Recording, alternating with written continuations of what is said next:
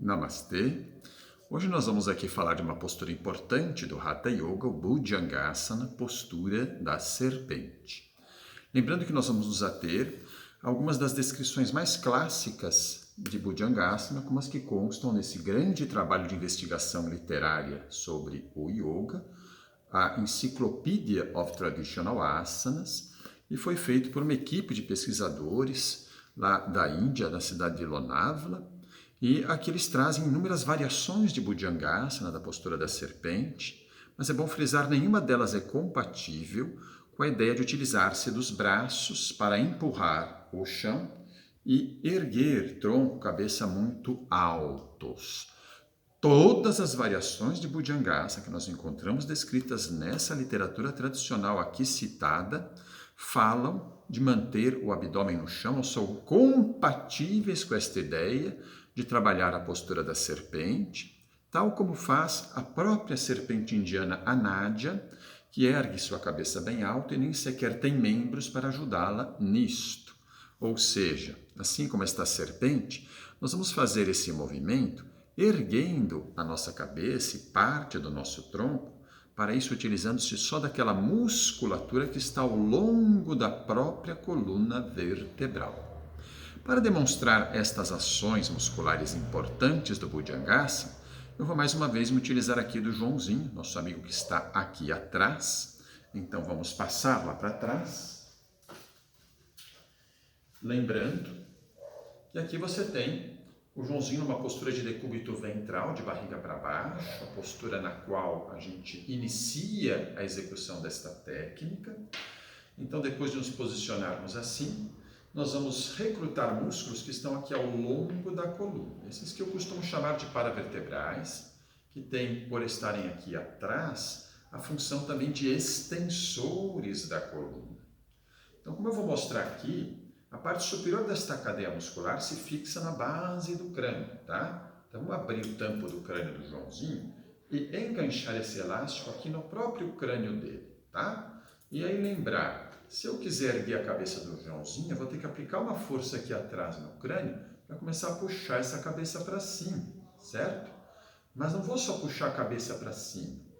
Quando eu aciono paravertebrais que se concentram mais na região cervical, no pescoço, eu vou erguendo a cabeça.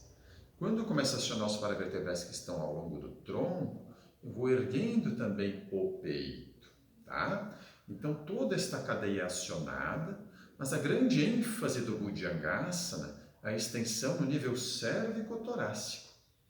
Como o abdômen costuma ficar no chão, a região lombar participa do movimento, mas não de modo tão intenso. Inclusive, as pessoas que têm alguns problemas lombares podem executar o Bhujangasana dessa maneira, porque não tendem a sobrecarregar tanto esta região, como se fizessem a postura usando os braços. Nesse caso, eles poderiam levar a lombar a uma hiperextensão e talvez, em alguns casos, seja deletéria para a coluna, para aquela região. Como se não bastasse, a gente faz outros trabalhos importantes com a prática do Bhujangasana.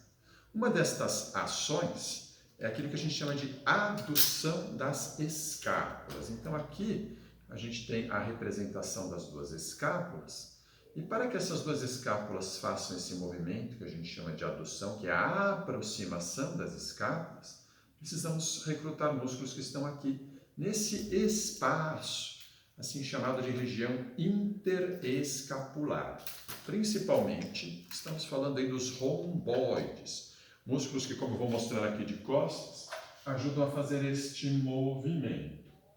Então a gente fala, aproxima os cotovelos, mas não é só uma questão de aproximar os cotovelos, isso está acontecendo porque as escápulas estão aduzindo, tá? Ao mesmo tempo, conforme eu vou aduzindo as escápulas lá atrás, eu vou fazendo aquilo que popularmente chamamos de abrir o peito aqui na frente. Então eu vou alongar grupos musculares anteriores, como por exemplo os peitorais.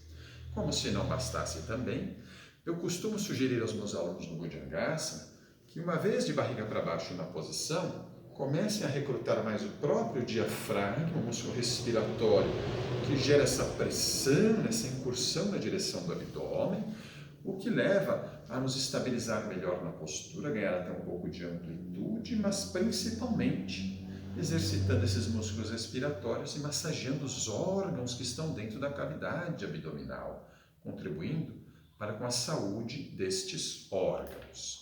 Então, depois de toda essa explicação, vamos retirar o Joãozinho aqui do caminho para que a gente possa demonstrar propriamente esta técnica, tá? Então, eu vou aqui me posicionar em decúbito ventral, deixando as pernas próximas, como se fosse a cauda da serpente, uma única cauda, as mãos aos lados do peito, mas não muito anteriorizadas, senão isso vai dificultar o movimento escapular, nem muito afastadas. Elas ficam, digamos, próximas das costelas inferiores, certo? E eu inicio com a posição da cabeça de acordo com o alinhamento da coluna. Começo com a testa apoiada no chão. Depois eu posso levar o queixo à frente. Começo a sentir os músculos sendo recrutados atrás do pescoço.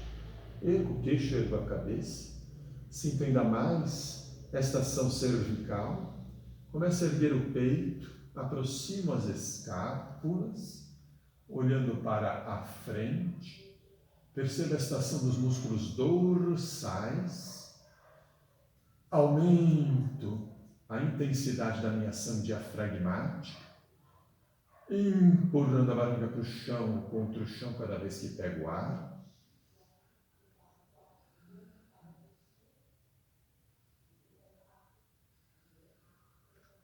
E depois de um tempo aqui, voltamos devagar. Aí vamos descansar após a execução de uma tal postura.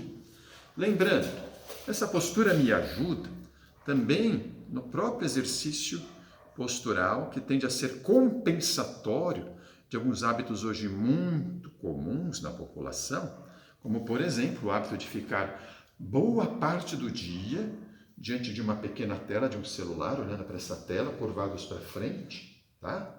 Então, a gente trabalha uma postura que, de certo modo, antagoniza, complementa esta tendência, tendo também, portanto, essa importância. Lembrando que Bhujangasana, assim como outras técnicas psicofísicas do Hatha Yoga, tem como função mais importante reconhecer o nosso corpo e, a partir do nosso corpo, iniciar um processo que nos ajuda a descortinar dimensões cada vez mais sutis nesse processo de autopercepção, de autoconhecimento. A serpente não é uma postura utilizada apenas para promover efeitos físicos, mas por si só esses efeitos já valeriam a pena. Assim, agradeço mais esta audiência, mais essa participação de vocês e nos despedimos por aqui. Namastê.